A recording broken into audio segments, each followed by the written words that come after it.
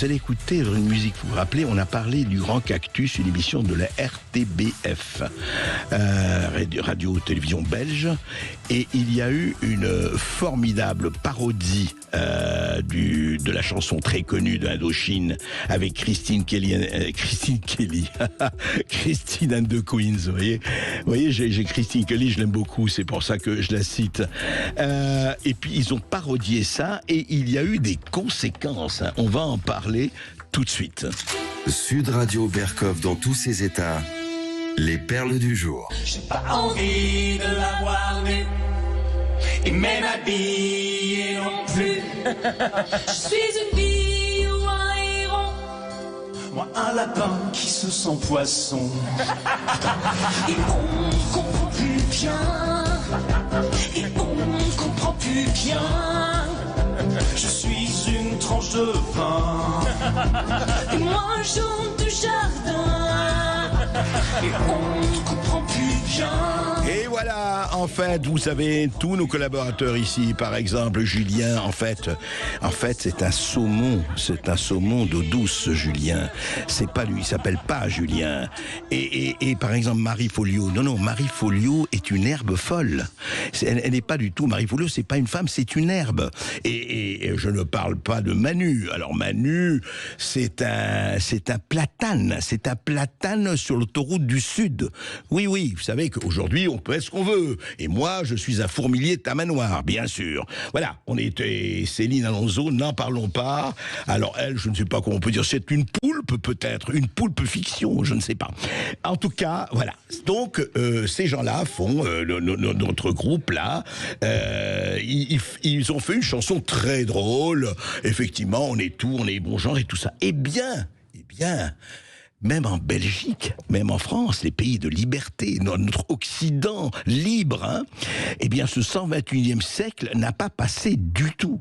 Les associations défenseurs de droits de la communauté LGBT ont annoncé l'arrêt de leur partenariat avec le service public. C'est notamment le cas de la Liège Pride, qui effectivement préparait sa grande manifestation. Eh bien, elle a dit c'est pas possible, ça ne va pas du tout. Ça ne peut pas passer comme ça. Et l'administrateur général de la RTBF, Jean-Paul Philippot, a passé effectivement un coup de fil à l'organisateur du Grand Cactus, Vincent Bonhomme. Le pauvre, il s'appelle Bonhomme, il va pas être... Voilà, alors il lui a dit, qu'est-ce qu'on peut faire? Ah oui, mais non, c'est pas possible, vous comprenez, on ne peut pas faire une chanson qui ose effectivement se moquer du genre et de la religion du genre et de la polémique du genre. Alors qu'est-ce qu'on fait?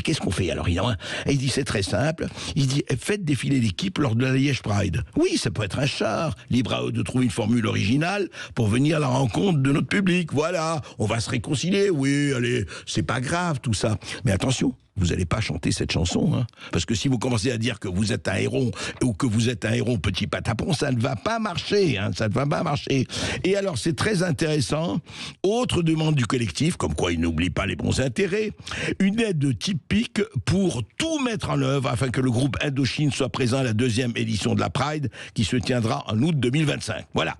Eh bien, le message est transmis au groupe Indochine. Nicolas Sirkis, vous savez ce qu'il vous reste à faire, soyez à la 2e édition de la Liège Pride. Alors, ça a continué. Oui, ça marche très très bien en ce moment. Vraiment, on est dans des pays où la tolérance, où l'humour est de plus en plus à la mode, de plus en plus tendance. La RTBF, effectivement, a fait des excuses. Il dit, la RTBF, il n'y a aucune volonté de nuire, qu'il s'agit d'une parodie diffusée dans le cadre d'une émission satirique. Et puis après, parce que ça suffisait pas, hein, RTBF, allez, à genoux RTBF, présentez vraiment votre air avec la discipline, fouettez-vous. Alors dans un second temps, elle a exprimé ses regrets les plus sincères à toutes les personnes qui ont été heurtées par cette séquence. Et alors voilà, pour y apporter les réponses, alors ça c'est très intéressant, le langage bureaucratique, écoutez-le, c'est très intéressant. Pour y apporter les réponses à la mesure de la situation, il est indispensable de mener un dialogue approfondi avec les représentants des associations de la diversité, et RTBF communiquera sur les mesures concrètes quand ce travail aura été mené. Pardon, je me repens. Je me repens. Mais vous allez me dire, on est dans l'Inquisition. Mais non, j'exagère. Évidemment que j'exagère. On n'est pas dans l'Inquisition. Simplement, on ne peut plus parler de quoi que ce soit. Comme disait Beaumarchais, vous ne pouvez pas parler de religion, vous ne pouvez pas parler de communauté, vous ne pouvez pas parler de couleur, vous ne pouvez pas parler de gens, vous ne pouvez parler de rien. Sinon, vous serez pampan-cucu. Vous serez au cachot. Vous serez devant le poêle. Vous serez au coin, voilà, c'est terminé, hein, voilà. Ça, c'est la RTBF, la libre Belgique. Eh bien, écoutez, j'irai vraiment manger des moules et puis des frites, mais j'attendrai que les moules et les frites soient libres. Sud Radio Berkov dans tous ses états. Bon appétit, messieurs. Oh, ministres intègres, conseillers vertueux. Voilà votre façon de servir, serviteur qui pille la maison. Ô ministres intègres, la merveilleuse phrase d'Hernani Victor Hugo. Eh bien, écoutez, Jean-François Roux a envoyé un tweet que je trouvais formidable, que je vais vous lire. Vous savez, un nouveau gouvernement a été formé, hein. Et puis, il émet une hypothèse. Et je trouve que cette hypothèse est frappée vraiment au coin du bon sens. Vous allez écouter, c'est vraiment très simple, très simple. Hein. Vous avez vu qu'il y a 39 ministres et secrétaires d'État. Hein, bah oui, écoutez, quand on aime, hein, on va pas économiser. Allez, on y va, allez. C'est pas cher, c'est l'État qui paye. Donc, qu'est-ce qu'il propose, Jean-François Roux? Il dit, voilà, je débarque dans un ministère non régalien, armée, justice, intérieur. Je rassemble les directeurs. Alors, donc, armée, justice, intérieur, on ne touche pas. Le reste. Je rassemble les directeurs centraux et je pose les questions suivantes.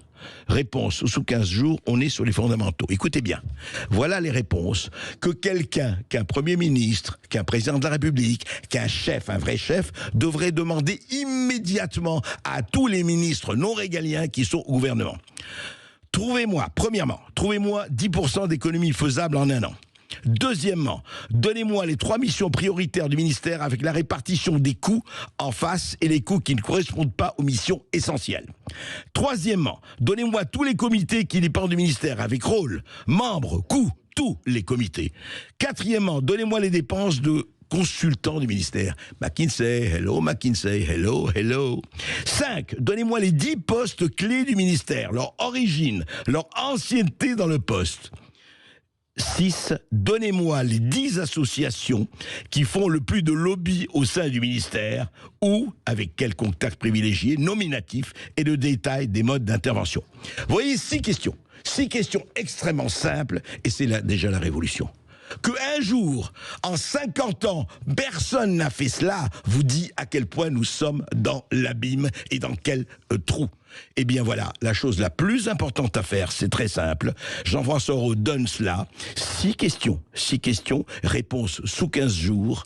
Et je vous assure que beaucoup changeraient et que les milliards que demande la Nouvelle-Calédonie ou autres, etc., et les hôpitaux et ceci et cela, eh bien, on trouverait assez facilement de quoi les satisfaire. Encore faut-il du courage, de la colonne vertébrale, et qu'on soit enfin, qu'on ait des gens, comme disait l'immortelle Marie-France Garot, on croyait qu'ils étaient de l'ivoire dont on fait les éléphants, ils ne sont que de l'émail dont on fait les bidets. J'espère que ça va changer.